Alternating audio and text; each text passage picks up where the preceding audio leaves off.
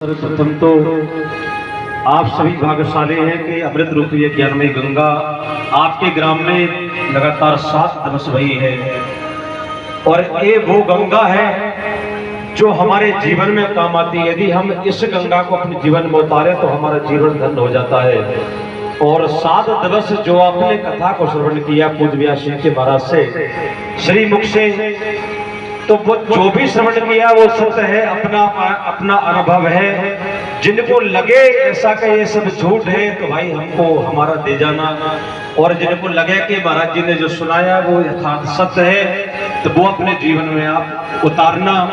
क्योंकि हम इस जो है संसार में इस युग में आज के टाइम में हम लोगों को इतना उलझा रखा है लोगों ने कि कर्म कांड में फंसा दिया है हम लोगों को।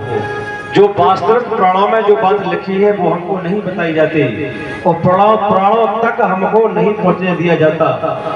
हम अपने जीवन में वही करें जो वेद पुराणों में लिखा है, जो वेद पुराणों ने कहा है, जो हमारे काम आना है वही हम उसी को अपने जीवन में उतारे। तो पूज्य व्यास जी महाराज जी ने उसी श्रीमद् भागवत महापुराण की कथा को पढ़कर उसको जो है लगभग 5000 चौपाई दोहा छंदों सहित इसके 7 कांड बनाए हैं और उनमें से सार निकलकर उन 18,000 श्लोक हैं जो भागवत में उनका हिंदी में इन्होंने अनुवाद किया है, चौपाई दोहा छंद सोठा सहित। तो वही आपको महाराज जी ने यह कथा श्रवण कराई और वास्तविकता कथा क्या कहती है वो आपको कथा में से ही बताया है।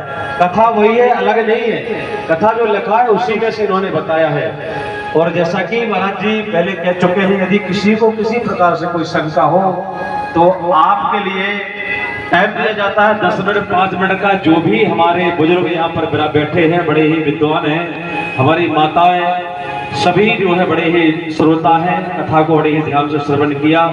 यदि किसी के मन में किसी प्रकार का कोई जो भी महाराज जी ने कथा कही है यदि कोई प्रश्न हो तो वो आप बड़े ही भाव से कर सकते हैं। यदि हमारी कोशिश रहेगी कि आपके मन में जो गलानी है वो दूर करने की पूरी कोशिश करेंगे, क्योंकि हमारा मतलब जहां भी कथा करने जाते हैं पूज्य व्यास जी महाराज तो जगाते हैं लोगों को कि बहुत दिन हो गए कर्म कांड करते करते, बहुत दिन हो गए, लेकिन आज तक हमें इसका सार समझ में नहीं आया। देखिए, मानते हैं कर्मकांड करना ये पहली सीढ़ी है, कर्मकांड करिए, सब कुछ करिए, लेकिन वास्तविक जो है सत्य है उसको आप मानिए, है ना। जब भी हम बीमार पड़ जाते हैं तो हमें, जैसे पूज्य व्यास जी महाराज जी ने बताया कि हमें किसी मंदिर या किसी झाड़ फूक वाले के पास में जाने की आवश्यकता नहीं है, क्योंकि भगवान राम ने, जैसा कि मैंने पहले आपको बता चुका हूं कि भगवान राम के छोटे भाई को जब लक्ष्मण शक्ति हुई, जब मेघनाथ ने शक्ति का प्रयोग किया तो उस समय भगवान ने झाड़ फूक नहीं की, वो कुछ भी कर सकते थे, है ना। किसी मंदिर में नहीं ले गए, लेकिन उन्होंने जब उस समय डॉक्टर को वैद्य बोला जाता था तो उन्होंने भी वैद्य का सहारा लिया।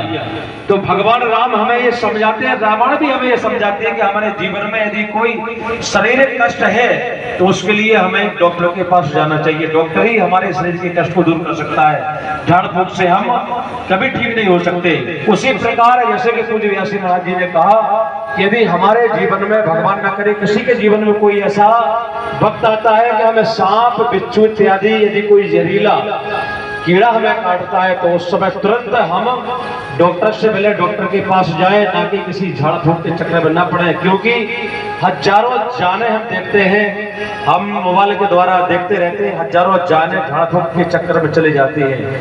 और जो झाड़ फूक से जो बच जाते हैं उसका जो सत्य है महाराज जी ने जो बताया वो जहरीले सर्पों से नहीं होती, वो जहरीले सर्प लोगों नहीं काटते, नहीं तो मृत्यु हो जाती है उनकी। और जिनकी मृत्यु हो जाती है झाड़ फूक से, समझ लो को उसको जहरीले सर्प ने काटा है। तो आपसे यही निवेदन करते हैं कि आप जो कुछ भी आपने कथा में श्रवण किया वो आप अपने जीवन में उतारें। किसी तरह से आप किसी के बहकावे में ना आए।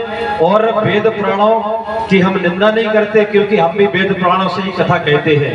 कथा जो दुनिया में हो रही है वो भी कथा हम करते हैं, राम कथा करते हैं, भागवत कथा करते हैं, वही हम आप जो सुनना चाहें वही कथा आपको सुना देंगे। लेकिन हमारा मतलब ये है कि कथा के माध्यम से आपके जीवन में ऐसा सूर्य उदय हो कि आप कभी भी आपके जीवन में किसी प्रकार की कोई जो है किसी प्रकार की कोई कमी ना आए। जब भी आप पे संकट पड़े तो आप जो है स्वयं सक्षम रहे उस संकट से जो है निपटने के लिए, ना कि किसी झाड़ फूक के चक्कर में आप पड़े। तो समय का भाव है, 7 दिन आपने इस कथा को श्रवण किया। यदि आपको किसी प्रकार से महाराज जी की या हम संगीत वालों की तरफ से यदि किसी प्रकार से शब्द से गायन से किसी प्रकार का कोई यदि किसी के हृदय में क्षति पहुंची हो तो हम आपसे हाथ जोड़कर आप सभी से क्षमा चाहते हैं। आप बड़े ही श्रोता बंधु हैं, ज्ञानी हैं, हमारी माताएं हैं, तो सभी से हम हाथ जोड़कर आपसे क्षमा चाहते हैं। और साथ ही साथ आपसे एक और निवेदन करते हैं, हमने यहाँ आकर के आपके जो है इस भूमि में, इस देश में एक रिवाज को जो है देखा, हमें बड़ा कष्ट हुआ। जैसे कि हम